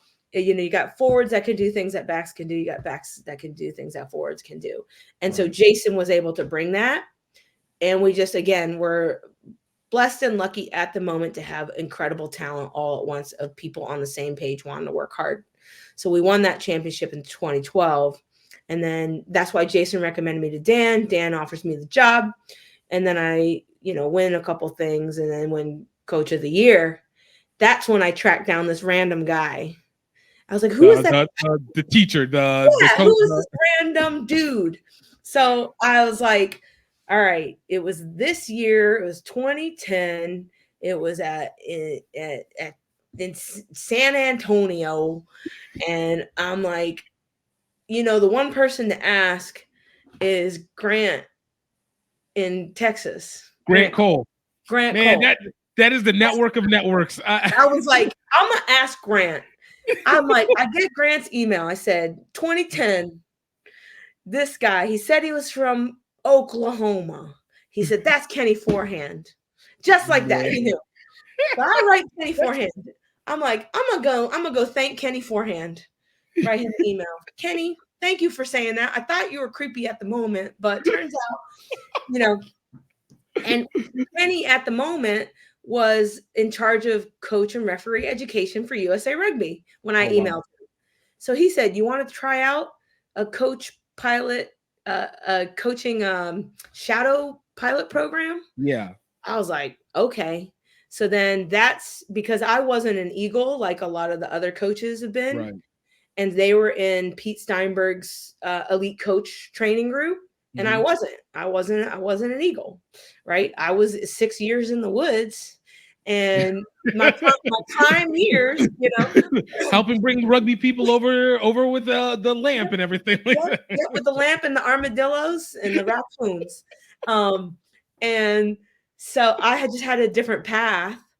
And because I randomly wrote Kenny, he's like, try out this national team shadow coach program. I'm like, okay, let me do this.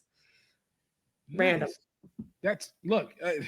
I'm noticing a series again. I always I say this whenever you deal with winners somehow find a way to win, and for whatever reason, you've been innately gifted and earned this constant pass. And it's so, for lack of a better word, beautiful to see because of the fact that it sets everything into motion. But you were right where you needed to be, and you were able to find that. So you're doing this program. Okay, this is one that becomes very interesting to me when it comes to the larger scheme of things. So you have a national shadow program like this, where you have national team coaches helping you, correct? And being able to watch what they do, etc., like that.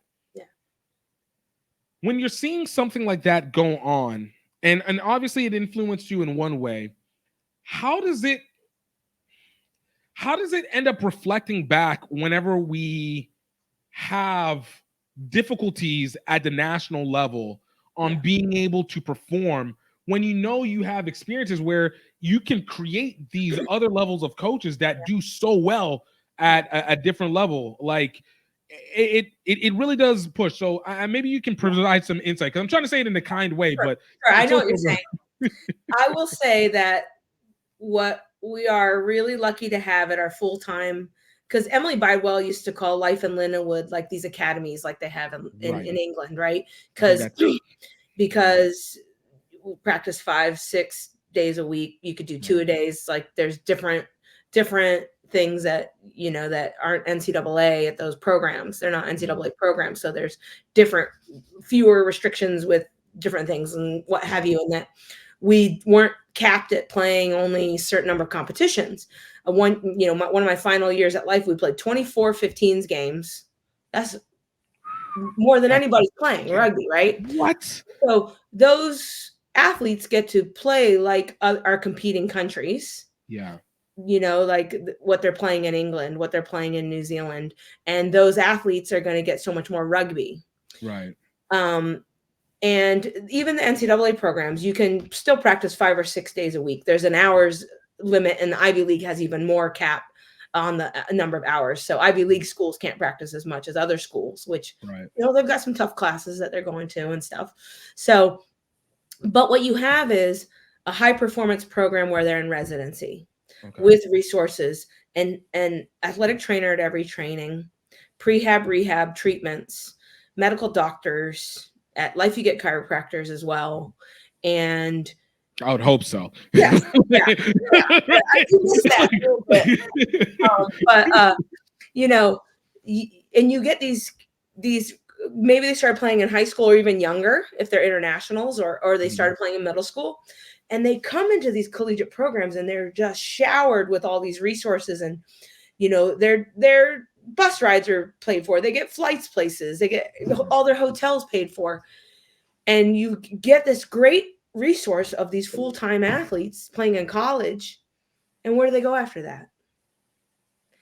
And our 15s team doesn't have the resources to have them contracted. So I understand why they were sending them to England to play. Go play in the Premiership. You'll get all those things that you got in college that you can't get here, And so all my athletes graduating, we were like, which WPL team should I go to? But I'm going to have to take my own ankle, like I got to buy a flight to California twice, 3 times, 4 times. So that's where the disconnect. We have something so great, building youth, building, high school, building into college, but then what? There's a Right. cliff that drops off. Plus, what you were being nice about was the resources that the national team has, Yeah. how it's managed, how the leadership is going, and their decisions that they're making. Right. Yeah. Yeah. Okay. So, all right, because this is where it get very curious. So, obviously, 2014, you get brought on, you create Life University Women's Program and start that, and you have a run. I think it's as great a run as anything in terms of modern day rugby, especially in this millennium. One stat, you want a stat? Please. And this a recruit pointed this out to me. Actually, I didn't even know. She looked at a slide and looked at the history of my record and said, "You've been in a national championship final, whether it's 15s or 7s, every year since 2016." Yes. I said, "I have?" I was like, "What?" Oh, and I looked, I was like, "Oh, I guess I have." oh, Rosalind, you see. All right, so I this is where I need to continue with my point because you I love that because Life University in Lindenwood by and far in this era the most dominant. And look, I know it probably might be controversial to say, but I can say it because I'm on the outside looking in. I think this is the best women's programs from a collegiate level that you've had all time, based off of the competition provided for you, based off of the time of people being able to play, and based off of the access that has been going on within it. So I think between the two, it was easily the greatest rival, and then everybody else kind of came behind that. Yeah. So you guys are in a situation where I love, like Emily said, you guys are basically academies. Mm-hmm. Are you working, like, if you talk about an NCAA program, you're talking about a program where the coach is obviously taking care of the program, but also is working with donors and sponsors and all that stuff. Yeah. Was that the same kind of situation that you had to be in? And as a result, how did you learn how to manage that? Because it's very different than doing Georgia Tech, that is still D2 and it became D1, obviously, eventually, and Harlequins, which is internal, and all the rest of them. This is now a collegiate professional environment. Yeah. How did you manage to shift that and be able to customize to it? Well, it was great. And I think that this is missing for college kids when they go to club now, if they come from a full-time program. I was an officer for my collegiate team, right? Okay. So I was club president. I was a captain, and you had to do, one thing I was like, I'm not going to do manual labor, because one fundraiser in college was putting on a roof on one of the old girls' houses, taking all the old, roof tiles off, then putting on a new, and my back hurt so bad. And we're like, $500, that's what we got, so. Oh, that was highway robbery. I've done roofs. My goodness. And for the Atlanta Harlequins, there was this thing called cup stuffers, where the whole Georgia Dome, every NFL game, Falcons, we'd put advertisements in every single cup holder. And then what if there were 4 advertisements? We had to go to every cup 4 times around that. So that's 65,000 cups that you're putting it into. Times 4, because it was crazy. Anyways, so this was easy because life was like, here's the money you get. I get this money to then, and we have a bus. We have a crazy bus with a ridiculous peel on the side with exploding things and a big old eagle head, and we're going to drive you around. So like that is a dream come true. Right. And, we're going to have an AT at your practices. You just fill the content, right? Mm-hmm. Like, and it's even easier at Brown because we have travel agents that I don't even have to, I'm like, this is where we're going. Here's our dates. Get us a plane, get us a rental car. Where we need to. Exactly. Like at Life, I'd still be like, I like the points. Like, let me get this hotel. I get the hotel. Right. Like put it here. I got you guys. I got diamond status. Like, okay, let's go. You're like, look, I'm set for hotels for the rest of my life with these points. Exactly. My team even joked about it. They'd be like, "Coach always be putting us up in the embassy suites." But yeah. So I mean, it was just great. And to be honest, I am as a player, I was pretty serious. I was like kind of that, and not kind of, I was that kind of like take it too seriously. Like, you need to calm down, Rosalind. You need to chill. You're being so competitive right now. Like, it doesn't really matter. Like, yes, it matters. And so to kind of move from being an environment where like the grind is here. We want to be in a championship game. We want to win the championship, and to have that kind of environment. I loved Georgia Tech, and we hit new heights never seen before while I coached them. We had 2 U20s, Chichi Chukwueke. I don't know. Yeah, I was about to be like, did you coach her? Because she was amazing. I remember seeing her in the 2014, which I ended up finding out Chris Thomas was there at the same time. But in the 2014, what was the name of the conference? SCRC. Yeah. Oh yeah. We were there. Yeah.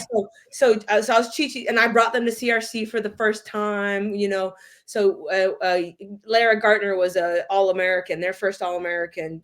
Alex Schmid was a U20, and we went to Sevens Nationals, and we made Sweet 16s D1 first time ever. And I have 12 people at practice. I'd be like, we got Sweet 16s coming up.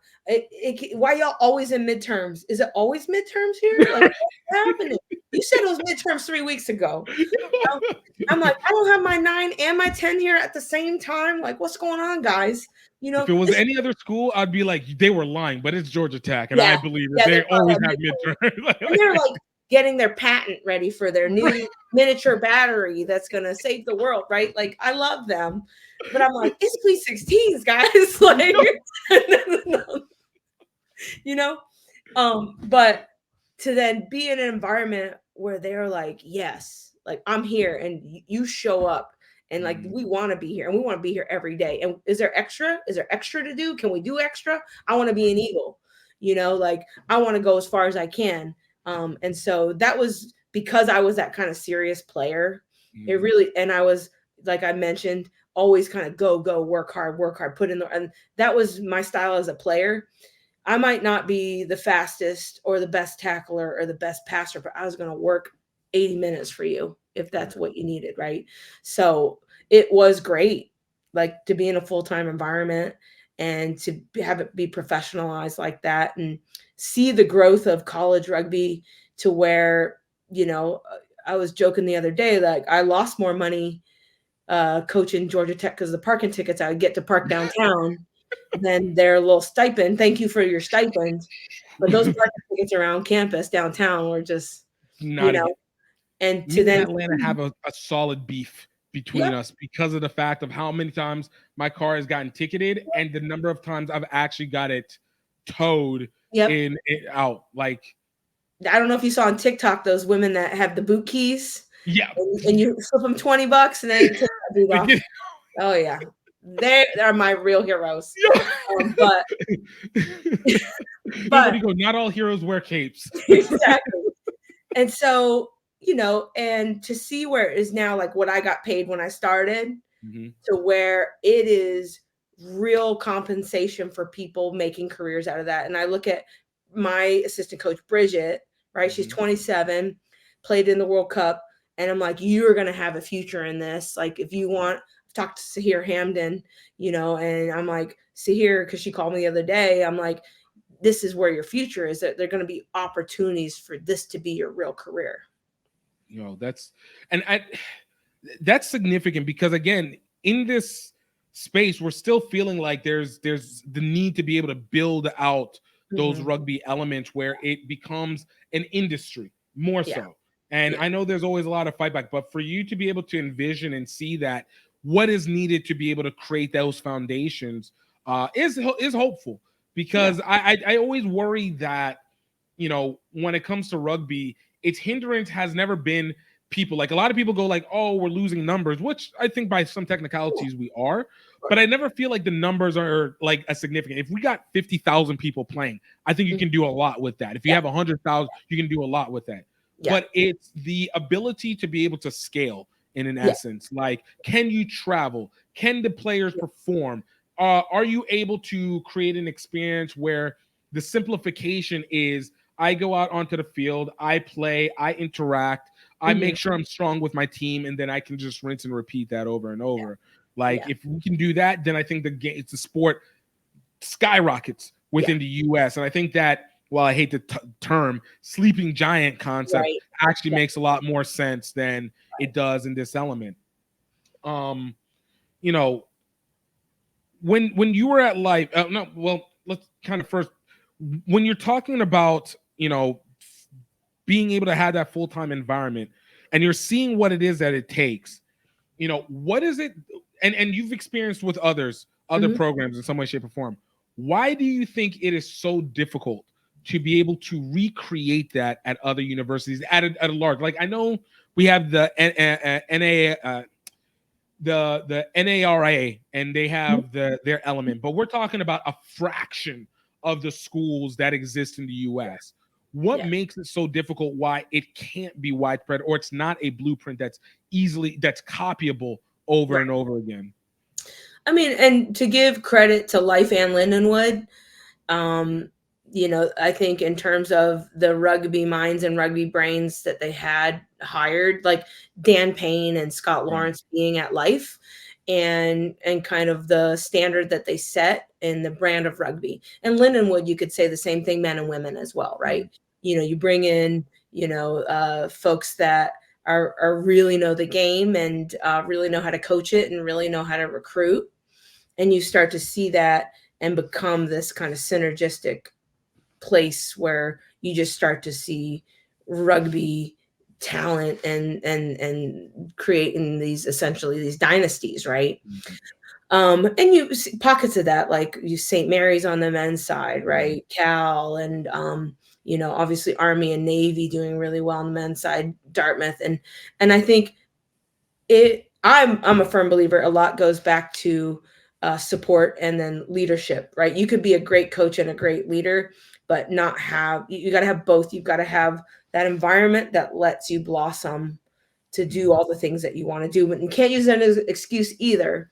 Cause I used to like look it over like at the Ivy coaches, and I had a good relationship with Kathy, and look at some of those Ivies, be like, y'all got 3 times as much of a budget than me. Yeah. And I'm going to make stuff happen here. Right. You know, I'm not going to be like, I don't have as much money as you, so we're not going to be as good. But having that paired, like I always had autonomy at Life. I didn't have someone micromanaging me, looking over my shoulder and, you know, beating me with policies to death or anything like that.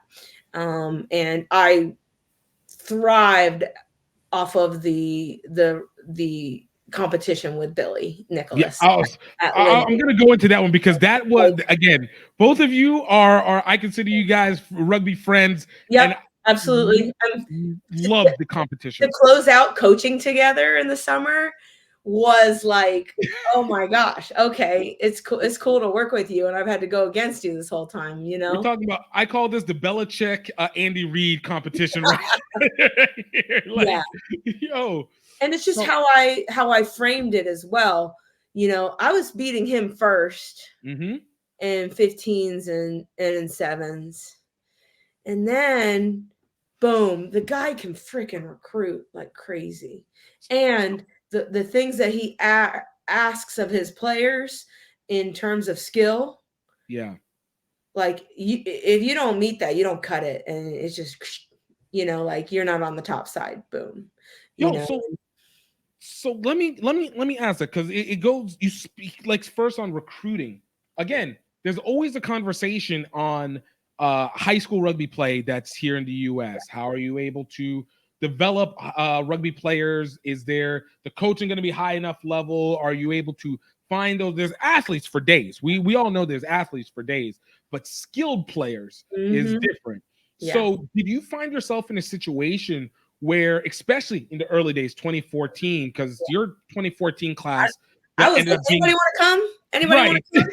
And they turned out to be studs. That's what I'm saying. Like your 2014 class is your 2016, 2017, late 2018 winners. So it's not like you found a whole bunch of scrubs and then like all of a sudden I was like, ooh, look at these scrubs.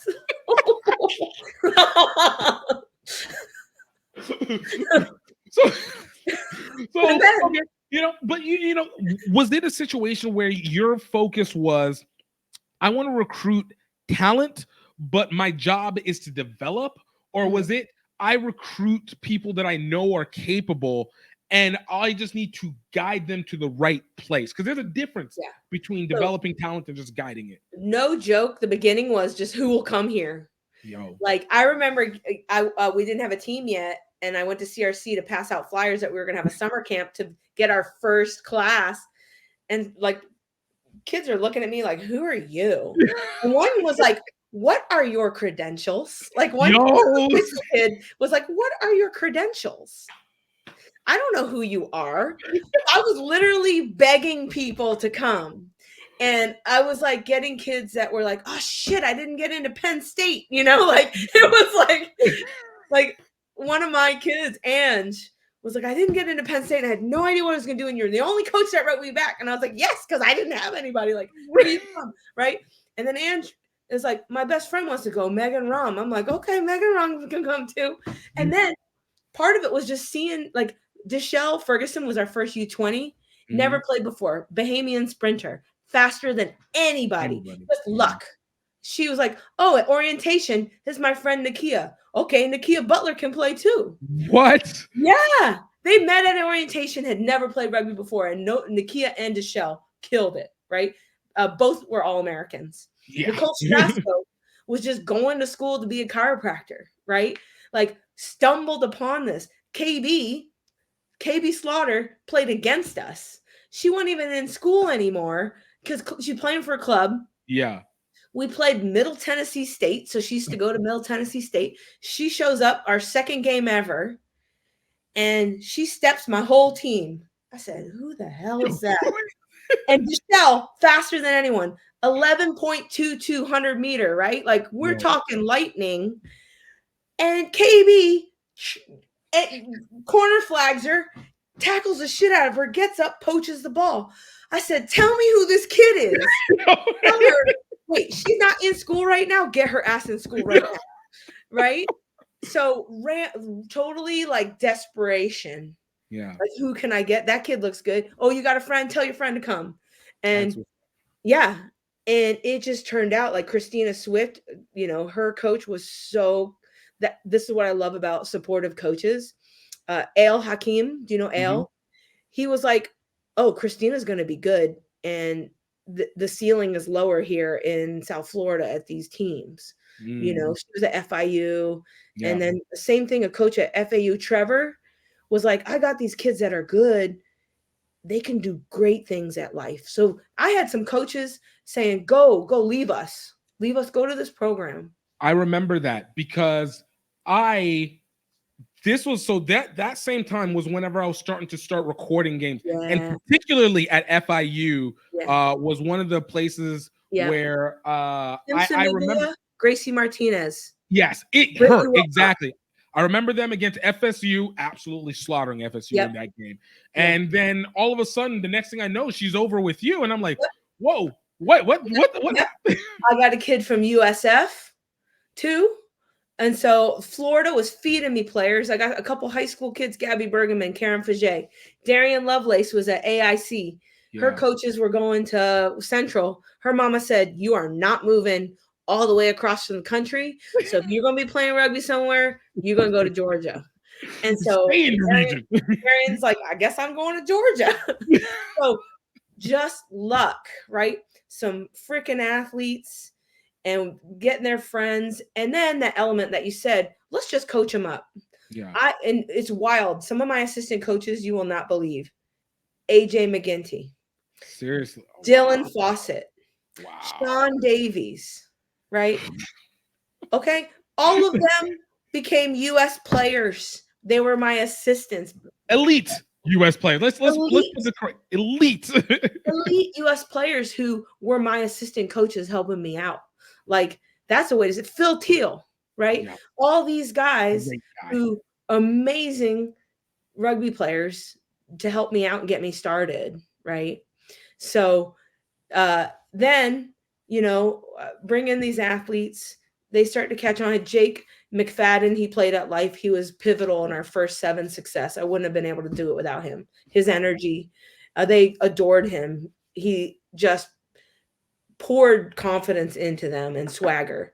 And that coaching tree, I'm forgetting who his coach was that he had previously for a little bit at Life, and it'll come to me later. But just one thing at Life was the women can do just as well as the men, and we're going to support you just as well. There's some schools where the men and the women's teams don't interact, or they, one thinks they're better than the other or something. Right. And not here ever. It was like, we were going to give everything. Lance Kavanaugh used to come and randomly help us.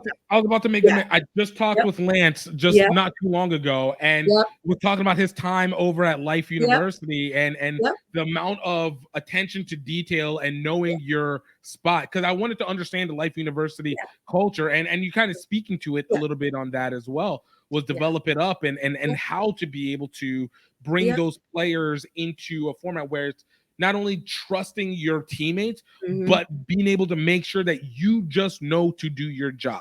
Yep, exactly. And longtime assistant Andrew McNeil, and he played there at Life as well. So to be coached by all those other coaches as well. And so I got lucky. And part of that luck, though, is also knowing how to motivate a group to work together. Even if I didn't have all the technical skills and tactical skills that I needed. I got a ton of mentorship from Scott Lawrence, got a ton of mentorship from Tui Osborne, right? I got a ton of mentorship from Dan Payne. So they helped, I already had Jason before that, and I could always still email Jason anytime I needed in New Zealand. And so these guys invested in me. And then once Billy got so good at recruiting, I was like, oh shit. We ain't playing. So that man hates to lose. Once again, a canon event where the villain story kicks in. Yeah. So then I started to get some internationals as well, too, because he got some really great internationals. Yeah. Australia, England, New Zealand, he's Spain, Colombia. Venezuela, right? Yeah. And so then I'm like, oh shit, he got a good kid from Spain. Can I get a good kid from Spain? Oh, he got a good kid from Ireland. Can I get a good kid from Ireland? So. Yo, no, that's amazing. And I have to imagine that even doing that recruiting, because again, I for me, because of the HBCU Rugby Classic and my connection with HBCU Rugby, I'm always asked about, how can we bring these kids? How can they connect? How do we bring Caribbean kids? And it's always difficult because it's like, I don't know the system because I don't create programs. I'm a media guy, I play on the side, but I'm a media guy overall. So I can just blah, blah, blah, but I don't know exactly those connecting pieces. So whenever you're doing those recruitings, I can't imagine you're flying over and you're just like, let me go see you play in person. Like, how does that process work for you? Usually email, or we used to have a camp at Life. We got a huge amount from hosting our camp. And so they'd come and meet us, and that was a really great way. We'd have a winter camp and a summer camp. So that was pretty huge. But additionally, it's just the inquiries. People do email, people still love the United States and all the promises that we have and the opportunities, right? And people from all over the world. And I did get to meet a kid in Ireland because I went to go watch the Women's World Cup in 2017. So I actually got to considered the greatest Rugby World Cup that's been done, in my opinion. I think it's the top one. And so getting to be able to see them, meet them, like I got to, stack that trip, and but really it's just email, and the thing that really started to happen at Life was referrals. I ended up having sisters and cousins, right? And that because they had a great time in Life. I got, 2 Moala sisters, 2 Pamasa sisters, 2 Fallon sisters, and sometimes coming from other schools that they were playing at because they met KD at an All-American camp, or they met Nakia at All-American camp, and they're like, man, y'all are awesome. Maybe I want to go there. That's how I got Summer Harris-Jones and Haley Langan, right? And Sahir Hamden. And they did transfer from other schools because they met life kids are having fun. I'd Right. always be like, you going to that national How team to camp swag or to the you. All-American camp? Have the best time. Make friends. Don't think you're don't stink. Mm. Go and soak up everything a coach is telling you. Make Mhm. friends, have a blast, learn something, come back and tell us how it went. So No, I think that's look. Do you feel like, because I think that there's something. I think the Berkeley people had it for so long. I think the Life University men have been having it lately. Have been having it for a while. Yeah. But because of what you were able to start at Life University, do you feel like there legitimately is this like Life University rugby women's Oh, yeah. alumni network that is slowly building out? Like, you got Oh, yeah. Strasco moving into chiropractor even harder than before. You have all these Eagles, all these All-Americans, but now like your first class is all dissipated into all these walks of life. Yeah. Like, are you seeing that in maybe a heavyweight where it's, even though you're not with Life now, but you started seeing it impact the players that you had brought on right before you were leaving? Yeah, like KB's a software developer and she coaches kids. Yeah. Taylor Van Hoosier, solid player I had. She's a chiropractor in Carmel, Indiana, and coaching a middle school team. Savannah Austin, she is coaching MICR, right? Right. Darian's getting a little bit. She went to the media side. Yeah, and she always had the gift of gab. And I remember because they needed someone to do that NCR championship. I said, I got this kid. She graduated a while ago, but she loves to talk rugby. Call Darian, and Darian's just killing it, right? Yep. Christina Swift, she's in Louisiana, and she's through Rugby Network is a business owner and killing it in terms of the stuff that she's doing, designing playgrounds and getting contracts for that. And they keep in touch with me. I got 3 of them live in town here in Providence, right? Let's Like go. Angela's like, you will never get rid of me, coach. She said it to me in 2014. I said, you are not lying. Here you are. Right. I was gonna say that is true loyalty. If you're gonna go into that absolute cold and brown, I'm sorry, it's entirely entirely too cold out there for my taste. But that is wild. Yeah, That so is that a awesome. bunch going to grad school, graduating in their professional careers. Yeah. I hear from a lot of them, get my Christmas cards, get, calls and texts, and, they come and visit. I've had at least 5 or 6 up here have just popped in to say hello, or 3 of them live here. So one of them is my assistant. So, one time Katie Dowdy joked that I have an entourage. Right. And then someone just turned back and looked at it and said, where's your entourage? Don't be jealous. So but look, when you got it, you got it. I mean, what can you say? No, but and part of it is, and that's not a universal experience, right? Right. A coach is hard on people, and if you didn't get the playing time that you wanted, you may have had a harder, different experience. What I would hopefully they ultimately see later in life that it still was a great thing that they were a part of. Right. That, that the blood, sweat, and tears that they had with their teammates and everything, because it's hard to be head coach today. You got a lot of legends in other sports stepping down. And then it's just a matter of, continuing to transform with the young student athletes coming along and connecting them. Someone on the coaching staff has to connect with them. Right. Someone has to. Right. So I've got 2 amazing assistant coaches. Right. And so I think that helps enhance the experience. And I've always made it about more than the rugby. Every single one of my student athletes I've ever coached at Life and beyond now has had to tell me 30 things they were going to accomplish by the time they're 30 and give me that list. Right. And sometimes 4 or 5 are rugby, maybe some of them 7, 8, or 9 are rugby, but it's who are you as a person and how are you growing? And I'm a hard coach and I hold you accountable. So if you're not acting right, and you're not treating your teammates right, then I'm that coach that's like, it's not going to fly. Right. So no, it's again, it instills that discipline that you need to. I'll call it the restaurant discipline that you understood, where you're able to reflect that back. Yeah, for sure. For sure. Oh, I love that. Kind of wrapping this up a little bit, you've had, like I said, you've had an amazing storied history up to this point, and your story still isn't done. Now that you're at Brown, and obviously you are not saying that Brown is a program that you're restarting, because it's not. It's been around and they've been successful, but you're taking this new challenge on in this new entry point. What is it that you are expecting of yourself over these next 5 years, and especially leading into 2033? I know 2028 with the Olympics, but let's say 2033, where Women's Rugby World Cup reaches the U.S. and really could be the pivotal jumping point for women's rugby as anything in this country.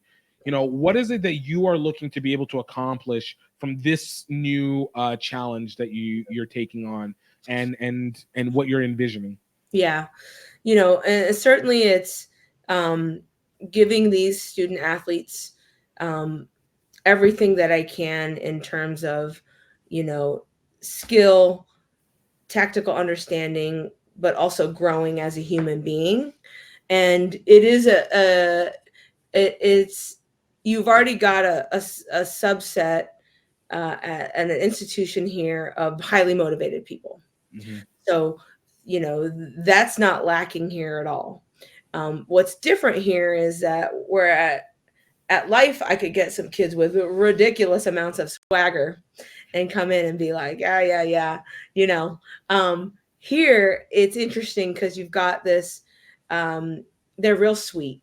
Everybody knows, you go across the sports teams, they got some really nice kids here at Brown. Mm-hmm. And then how can you hone that into confidence and some swagger, right? To go, because in rugby you need it. You do. Rugby, you can't go out there having any kind of doubt and fear, because you're about to run full pace into somebody. So if I can, because largely Kathy had to compete in D2. Mm-hmm. Her last year of her life, they finally got bumped up to D1. Right. And so they were competing at a lower tier. Mm-hmm. And so this has been a jump up. So it is different for Brown now, because that year that she was very sick and ended up passing away in October, they had just been up to D1. So it's like we're bringing that high performance, because Kathy didn't have 2 full-time assistants like I do. Right. And you got 3 World Cups between the 2 of them, right? So it's, I always think, they're pretty dang smart. And I'm completely biased that I think they're the smartest in the whole Ivy League. So that's just my opinion. But taking that and applying it to understanding the game, because it was a storybook ending to win CRC at the end of last spring. Yeah. And it really was. I gave them a new game plan 2 weeks before we went. Wow. Because earlier in the 7th season, what we were trying to do just wasn't working. And I was used to, I had this, and this at Life, but, we're going to build to that. Mm-hmm. Where at a certain expectation of catch pass, a certain expectation in the contact area, and a certain expectation of speed. Everybody knew Life was always fast, always, right? Right. So I was like, I literally 2 weeks before we went, was like, can we do this? Can we switch everything that we're doing 2 weeks before we go to CRC? And we had to test it out at Ivy's. And there were glimpses of it. Oh shit, that worked. Because I scrapped every play that they had off of scrums and lineouts. I was like, throw them all in the trash, 2 weeks before we go. And I was like, because this is where I'm going to meet you guys where you're at right this moment. Right. We're going to try a game plan I never tried before. So that's what we did. We're going to burn it all down. Let's start all over. And I went to CRC and I watched them, and we had talked scenarios, and we had talked like, okay, if this is happening, what might be the best choices? Mm-hmm. Boom, boom, boom, boom, boom. And then I just sat there and watched them play it all out. That's amazing. I was like, holy shit, these are the fastest learning kids I've ever met. There's a reason they're at Ivy League. Whoa, it was so wild. And everybody give me credit. And I was like, they just learn twice as fast as everybody else, Like, that's pretty incredible. And so now I see the confidence going up. Nice. And I see the skill level going up. And I'm like, what are we going to going to do? You know, like, I'm terrified now. What is going to happen here? So, you know, building to 2033, can I continue to create generations of people crazy about the game who really want to be cerebral and think about and understand, you know, decision making and space and playmaking and tactical decisions, like, and still love it. And I think another thing is what you saw from a lot of my generations at life is so many like to stay in the game, a lot of them, whether it be WPL, whether it be D1, D2, whether it be coaching, so many loved staying in the game that's why, you know, at one point I was like, I got 15 kids in the WPL. I've had 14 of my players in the PR7s, right? Because they still love it. And Madison graduated how long ago, right? And that's what I want, is the longevity, because this game gave me everything. And I want to recreate that experience for other people, to have something, and you don't have to keep it forever, but to have this experience that is transformative in your life, to then lead you on a path to do and bring that light to somebody else too. That's, you know, I love that. I can't think of a better way to end it off on that. Rosalind, you know, again, I thank you so much for being on, and I'm going to give you your flowers again. You are truly, truly a legend of this game. You have set a standard, and I think not just in what you've done on the field, but what you do off the field. And I know it from the people that have interacted, the people I've gotten to talk to. It is something that really does make a difference. So I give you so much credit to that, to your passion and your spirit with that. So thank you for being a part of major rugby history for World Rugby, and I will even say American Rugby and World Rugby together. So thank you so much for that. And thank you so much for telling your story. I love it. Yeah. Thank you so much. Had a blast. Rosalind, I want to thank you so much for taking the time to talk with us. Thank you so much for telling your story. Enjoy the conversation, and I hope the rest of y'all absolutely enjoyed this conversation as well. You guys can absolutely check out some of our other podcasts. We just had Eddie Evans of Bangkok 10's international tournament. Prior to that, we had the Wendy Young of Your Scrum Half Connection, 80 Cooney and Ty Lewis of Pacific Coast Rugby League. We had Lance Kavanaugh of Great American Rugby. We had Craig Dawson of president for Prairie View A&M Rugby, Mike Anderson, the president of the James G. Robertson Clive Sullivan Rugby Foundation, Freddie Henry Ajudwa, pro rugby player and Nigeria rugby player, Olympic potential. We've had, of course, many. Adam Milby, who is the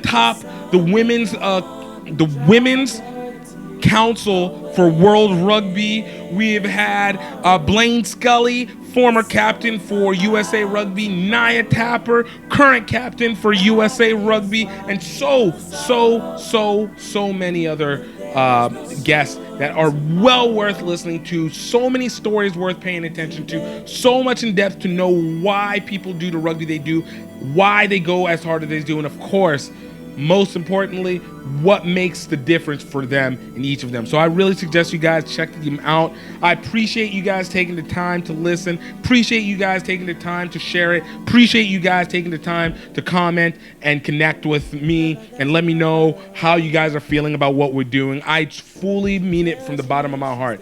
And as a result, I hope that you are happy. I hope that you are healthy. And of course, most importantly, I hope that you know that you are truly highly favored. Until next time, y'all. Cheers.